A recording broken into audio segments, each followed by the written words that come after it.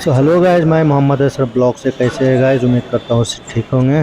तो गाइज अभी हम बिहार की राजधानी पटना में बिहार म्यूज़ियम में मौजूद हैं और अभी आपको ये बिहार म्यूज़ियम का वीडियो शेयर करने जा रहा हूँ। तो गाइज हमारे वीडियो में बने रहने के लिए हमारे चैनल को सब्सक्राइब करें, लाइक करें, शेयर करें और कमेंट्स में बताएं कि आपको कैसा लगा। ये जो हमारे पीछे जो देख रहे हैं गाइज, ये बिहार संग्रहालय है, म्यूज़ियम है और ये हमारे पीछे टिकट काउंटर है। तो अभी हम अंदर चलकर आपको बिहार म्यूज़ियम का वीडियो शेयर करने जा रहा हूँ। तो ये बिहार म्यूज़ियम का बाहर का कैंपस है गाइज और ये बहुत बड़े एरिया में बिहार म्यूज़ियम बनी हुई है और बिहार गवर्नमेंट के महत्वाकांक्षी योजना में से एक है बिहार म्यूज़ियम। और इस म्यूज़ियम में आपको बहुत सारे तो गाइस अभी हम बिहार म्यूज़ियम अभी अंदर जा रहे हैं और बिहार म्यूज़ियम जो पटना में स्थित कई अन्य संग्रहालयों में से एक है। अपनी वास्तुकला और के लिए विश्व प्रसिद्ध है।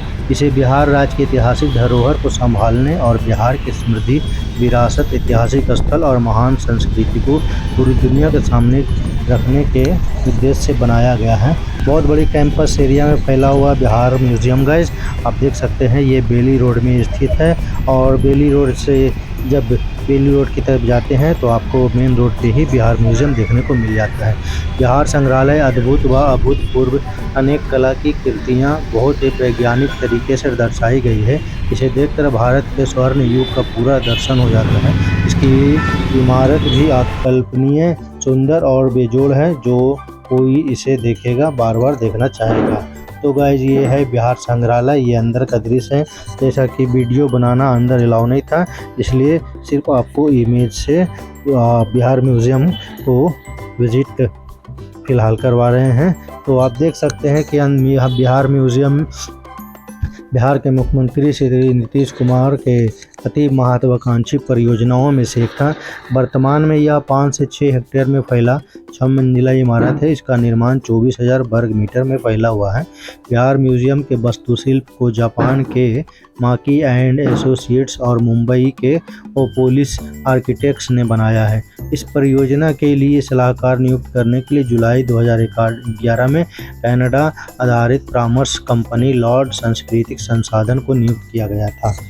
और आप देख सकते हैं कि अंदर में जब बिहार म्यूज़ियम जाएंगे अंदर तो बहुत सारे आपको यहाँ पे बस बिहार म्यूज़ियम का भवन पूरे विश्व में अद्भुत वास्तुकला के लिए प्रसिद्ध है। यह भवन जापान और भारत के नामी वास्तुकारों ने मिलकर बनाया। यह म्यूज़ियम के परिसर मुख्य रूप से 4 क्षेत्र है, जिसका नाम क्रमशः प्रवेश, शिक्षा, प्रदर्शनी और प्रशासन है। प्रत्येक पक्ष को परिसर के अंदर अलग अलग पहचान योग्य बनाया गया है। और आप देख सकते हैं कि ये मिट्टी के बड़े बड़े बर्तन और ये हाथी के दांत के पत्थरों के औजार यहाँ पे शीशे में आपको दर्शाया गया है। बिहार म्यूज़ियम पर्यावरण को ध्यान में रखकर डिज़ाइन किया गया है, जिससे पर्यावरण को बिना नुकसान पहुंचाए इस भवन का संचालन कुशलता से हो रहा है। इस म्यूज़ियम में ऊर्जा संरक्षण का विशेष प्रावधान, इसमें सौर ऊर्जा के लिए सोलर पैनल व्यापक रूप से प्रयोग किया जाता है। विद्युत उपकरणों का उपयोग कम से कम मात्रा में करके प्राकृतिक संसाधनों का उपयोग किया गया है। बिहार म्यूज़ियम में 7 विभिन्न दीर्घाएँ हैं और जिनके नाम क्रमशः अभिविन्यास, बाल दीर्घा, इतिहास, दर्शनीय भंडारण, ऐतिहासिक कला, क्षेत्रीय कला और प्रवासी बिहारी है। इन दीर्घाओं में अलग अलग वस्तुएं प्रदर्शित की गई है। तो जैसा कि आप देख सकते हैं कि यहाँ पे हर अलग अलग वस्तुएं हर शताब्दी के यहाँ पे प्रदर्शित की है। प्रत्येक दीर्घा बहुत बड़ी है, उनमें से प्रत्येक शिल्प कृतियाँ तो 4वीं शताब्दी की है। ये दीर्घाएँ जापानी तरीके से बनी और पर्यावरण के अनुकूल है। इसके अलावा ये दीर्घाएँ खुले आसमान के नीचे और भी सुंदर जीवंत लगती है। यहाँ पर वाटरफॉल कॉट भी है, पीपल आंगन जो कि राज के प्रतीक भी हैं, हवादार रंगभूमि तथा निरंजना प्रांगण यहाँ की सुंदरता को 4 चांद लगाए हुए हैं। तो आप देख सकते हैं यहाँ पे आपको पीतल से बहुत यहाँ बौद्ध की मूर्तियाँ भी आपको देखने को मिल जाएंगी। बिहार म्यूज़ियम का बाहरी भाग कॉटन स्टील से बना हुआ, जो कि भारत के लौह और इस्पात जगत में उच्च स्थान की तरफ इशारा करता है। तो गाइस यहाँ पीतल से बने 171 बौद्ध भिक्षु मूर्तियों के संग्रह के साथ भगवान बुद्ध का बड़ा कांस का भिक्षा का कटोरा भी है, जिसका भार लगभग 600 किलोग्राम वजन है और इस म्यूजियम में प्रदर्शित किए गए हैं। पाल काल की कला, कुषाण कालीन कला, मृण मूर्तियों, पुरापाषाण एवं नवपाषाण उपकरणों, हड़प्पा कालीन मृदु भार भी यहाँ पर रखे गए हैं। दीदारगंज की यह दक्षिणी की प्रतिमा, तारा तथा भगवान बुद्ध की प्रतिमाओं का भी यहाँ पर रखा गया है। राहुल संकृत्यानन बहुत सारी किताबें पटना संग्रहालय को दान की गई थी, जो अभी यहाँ पर लाई गई है। ऐतिहासिक रूप से अत्यधिक महत्वपूर्ण दस्तावेज है। ये 3 अलग अलग भाषाओं, तिब्बत, संस्कृत और नेवारी भाषा में 10,000 पांडुलिपियाँ हैं, जिनमें लगभग 7 लाख पृष्ठ है। दीदारगंज यक्षिणी बहुत प्रारंभिक भारत पत्थर की मूर्तियाँ का सबसे अच्छा उदाहरण है और आपको यहाँ पे 3री शताब्दी ईसा पूर्व का माना जाता है, क्योंकि इसमें मौर्यकालीन कला से जुड़ी मौर्यकालीन पॉलिश थी, लेकिन यह बाद की मूर्तियों पर भी पाया जाता है और इसलिए इस प्रतिमा को आकार और अलंकार के विशेषण के आधार पर लगभग 2री शताब्दी ईस्वी का माना जाता है। यह प्रतिमा 64 इंच लंबी है, जो पत्थर के सिर्फ एक टुकड़े पर उकेरी गई है और यहाँ पे आपको बहुत सारे मूर्तियाँ देखने को मिल जाती हैं। जीवन आकार की यह प्रतिमा एक लंबी सही अनुपात वाली मुक्त खड़ी मूर्ति कला है, जो बलुआ पत्थर से बनी है, जिस पर मौर्यकालीन पॉलिश की गई है। विशेष रूप से फोरलेग के उच्चारण को कुषाण कहा जाता है। चौरी को दाहिनी हाथ में रखा जाता है, जबकि बायां हाथ टूटा हुआ है। मूर्ति के निचले वस्त्र कुछ प्रदर्शित प्रभाव पैदा करते हैं। भारतीय कला की अन्य बड़ी बड़ी मूर्तियों की तरह एक प्रमुख देवता के बजाय यहाँ एक निम्न आध्यात्मिक देवी या देवता लक्ष्मी का प्रतिनिधित्व करती है। 1917 में गंगा नदी तट पर दीदारगंज में इस मूर्ति को ढूंढा गया था, जहाँ ग्रामीण नदी के किनारे मिट्टी में डूबी हुई मूर्ति के पिछले भाग का उपयोग कपड़े धोने के लिए किया जाता था। तो प्रारंभ में बची भारतीय पत्थर के स्मारक मूर्तियों में यक्ष और दक्षिणी की मूर्ति पाया जाना बहुत ही सामान्य विषय था। सांची और बहरहुत दोनों के बौद्ध स्तूप स्थल में कई यक्ष और दक्षिणी की मूर्तियां पाई गई है। इस म्यूजियम में भारतहुत में तो उनके नाम के साथ शिलालेख भी है। दीदारगंज यक्षी गंगा नदी किनारे पटना सिटी में कदम रसूल मस्जिद के उत्तर पूर्व में दीदारगंज कदम रसूल के आवास पर ग्रामीणों द्वारा विख्यात पुरातात्विक और इतिहासकार 18 अक्टूबर 1917 खुदाई की गई थी। Professor JN. समद्दार पटना संग्रहालय समिति के तत्कालीन अध्यक्ष और बोर्ड ऑफ रेवेन्यू के सदस्य P.H.C. वल्स और डॉक्टर D.V. स्पूनर प्रसिद्ध की मदद से पटना संग्रहालय में यह यक्षिणी आकृति को पुनः प्राप्त किया गया है। तो आप देख सकते हैं कि यहाँ पे एक प्रदर्शनी the festival of India Smithsonian institute के मार्ग में और national gallery art Washington DC के यात्रा के दौरान मूर्ति के नाक क्षतिग्रस्त हो गई थी, जिसके कारण इसे फिर से विदेश भेजने का निर्णय लिया गया था। तो गाइस आप देख सकते हो कि बिहार राज्य भारत के उत्तर में स्थित, जिसका बड़ा ही गौरवशाली अतीत रहा है। भगवान महावीर का जन्म स्थान, गुरु गोविंद सिंह के जन्मस्थली और महात्मा बुद्ध को ज्ञान प्राप्ति इसी राज्य में हुई थी। यहाँ विश्व प्रसिद्ध नालंदा, विक्रमशिला और तेल्हाड़ा के विश्वविद्यालय में स्थित है। इसका प्राचीन नाम मगध था। बिहार और इसके विभिन्न क्षेत्रों का उल्लेख बहुत से धार्मिक ग्रंथ और महाकाव्य में है। बिहार राज्य का नाम बौद्ध सन्यासियों के विश्राम करने का स्थान, जिसे बिहार कहा जाता है, के अपभ्रंश रूप बिहार से पड़ा है। बिहार राज्य की राजधानी पटना, जहाँ ये म्यूजियम है, यहाँ का सबसे बड़ा नगर है। प्राचीन काल में इसका नाम पाटलिपुत्रा था, जो कि उस काल में यहाँ के राजा पत्रक ने अपनी रानी पाटली के नाम पर रखा था। पटना शहर की भी ऐतिहासिक महत्वता बहुत अधिक है। यहाँ एक से अधिक शक्तिशाली राजवंश और ज्ञानी हुए। भारतवर्ष के महान शासक सम्राट अशोक की राजधानी पाटलिपुत्रा ही थी। शहर के पुराने क्षेत्र जो कि घनी आबादी एवं दीवारों से घिरा हुआ है, आज पटना सिटी के नाम से जाना जाता है। पश्चिमी भाग यानी पटना सिटी में अगमकुआं पादरी की हवेली, शेर शाह की मस्जिद, जुलान म्यूजियम, हर मंदिर, पटन देवी अत्यधिक प्रसिद्ध स्थान यहाँ पे आपको देखने को मिल जाए। ये गाइस ये स्टील से बने हुए स्टील के बर्तन से बने हुए यहाँ पर प्रदर्शित किया गया है। मध्य भाग में आपको गोलघर, पटना संग्रहालय, बिहार संग्रहालय, कुम्हार के अवशेष, पत्थर की मस्जिद, पटना संग्रहालय तथा पश्चिमी भाग में जैविक उद्यान, सदाकत आश्रम आदि यहाँ के प्रमुख दर्शनीय स्थल है। अजातशत्रु, समुद्रगुप्त, चंद्रगुप्त मौर्य और चंद्रगुप्त मौर्य द्वितीय जिसे पराक्रमी राजा यहीं पर हुए हैं। विष्णु शर्मा ने पंचतंत्र और महान कूटनीतिक कौटिल्य ने यहीं पर अर्थशास्त्र की रचना की थी। पटना शहर शिक्षा, चिकित्सा और वाणिज्य क्षेत्र का भी एक प्रमुख है। यहाँ पर बहुत सारे दर्शनीय स्थल हैं। विश्व प्रसिद्ध बिहार म्यूजियम उसी गौरवशाली अतीत के पन्नों को सहेजने की एक बेहतरीन जगह आपको यहाँ पे देखने को मिल जाता है। बुद्ध की बहुत सारे मूर्तियाँ आपको यहाँ पे देखने को मिल जाते हैं गाइज। और यहाँ पे स्टील के, मिट्टी के बहुत सारे प्रदर्शित की गई है इस म्यूजियम में। तो आप देख सकते हैं कि यहाँ पे कलाकृति, हर तरह के रंग बिरंगी कलाकृति हर तरह के यहाँ पे दिखाए गए हैं। इस म्यूजियम में बहुत सारे चीज़ आपको देखने को मिल जाएगी गाइज।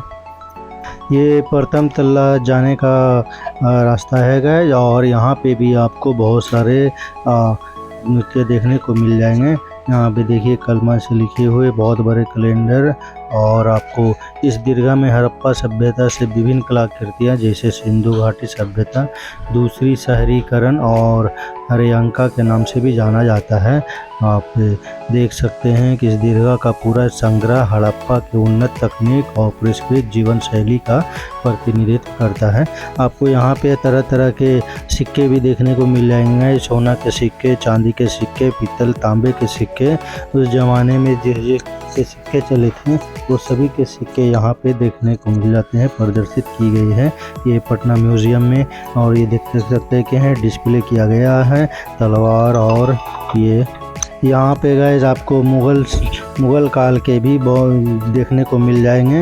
मुग़ल काल ने कब कितने समय का राज किया है उन सभी के सिक्के और उनसे जुड़ी बहुत सारी जानकारियाँ यहाँ पे डिस्प्ले बोर्ड में डिजिटल डिस्प्ले है, और डिजिटल डिस्प्ले में बहुत सारी जानकारियाँ आपको देखने को मिल जाती है।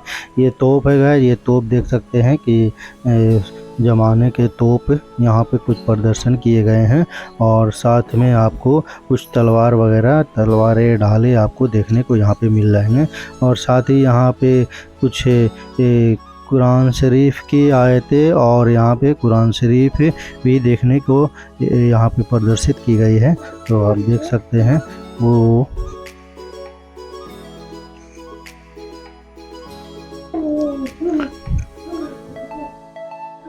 ये बंदूक, ये लकड़ी के बंदूक हैं, और यहाँ पे आपको पीतल के गुलदस्ते और भी बहुत सारी चीज़ यहाँ पे प्रदर्शित की गई है। उन्नत तकनीक और परिष्कृत जीवन शैली का प्रतिनिधित्व करता है।